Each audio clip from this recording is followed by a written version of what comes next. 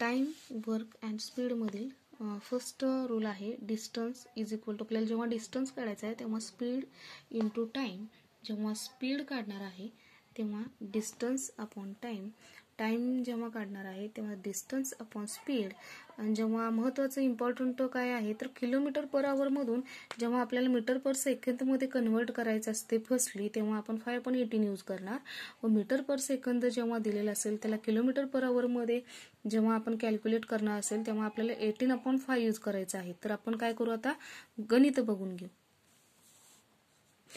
Exercise number 4 मधील first question is how much time will be required for an express train of length 400 meter running at a speed of 90 km per hour to cross a bridge of 1200 meter long.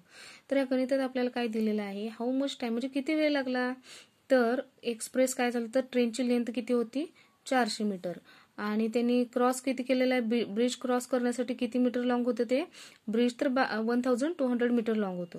तर आपल्याला काय करावं लागणार, या 400 म्हणजे ट्रेनची length plus ब्रिजची length काय करायची आपल्याला ऍड करायची आहे, म्हणजे लेंथ काय करायची आहेत आपल्याला ऍड करायची आहेत. तर आपण काय करणार 400 meter plus 1200 meter is equal to 1600 meter, हे आपण काय केलं तर लेंथ घेतली, हे आपण काय केलं तर लेंथ घेतली. तर आपल्याला काय करायचं आहे 90 काय दिलेलं आहे तर 90 हे आपल्याला स्पीड दिलेलं आहे, 90 हे काय आहे स्पीड दिलेलं आहे. 90 ला काय करणार आपण 90 हे काय आहे तर किलोमीटर पर आवर दिलेलं आहे, तर आपल्याला त्याला कशात कन्वर्ट करायचं आहे मीटर पर सेकंड मध्ये. तर म्हणून आपण काय करणार आपल्या रूलनुसार 5/18 यूज करणार.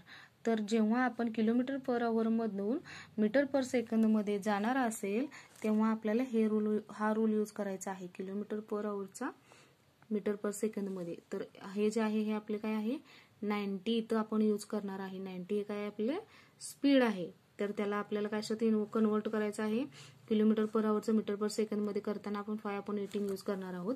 तर तेच आपण इथं यूज केलेले आहे 5/18, 18 1 जा 18, 18 5 जा 90, 5/5 5 × 5 25 मीटर पर सेकंद आलं.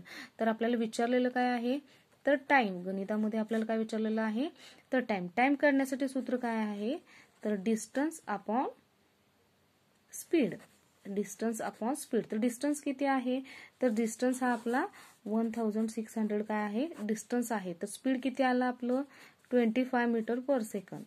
तर 25 1 जा 25, 25 6 जा 150, राहिले किती 10, तर 25 4 जा 100. तर that's why our answer is 64 meter per second.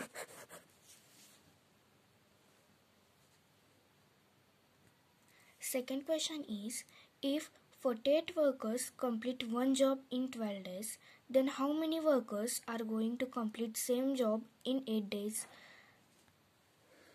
या क्वेश्चनसाठी आपल्याला पुस्तकामध्ये हा रूल दिलेला आहे, number of workers into number of days is equal to number of workers into number of days. तर आपण त्यामध्ये फुलफिल करू.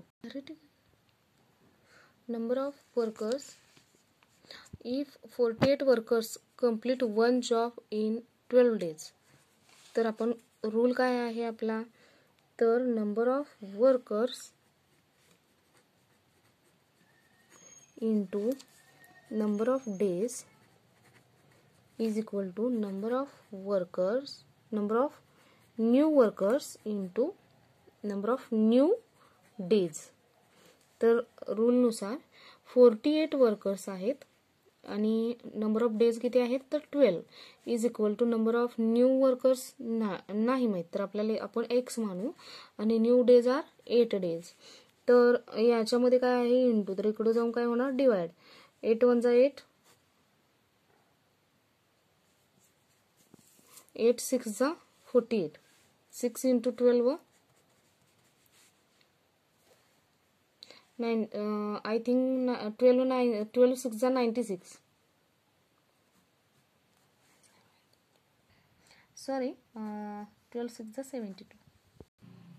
Third question is, 300 meter long train crosses a pole in 24 seconds.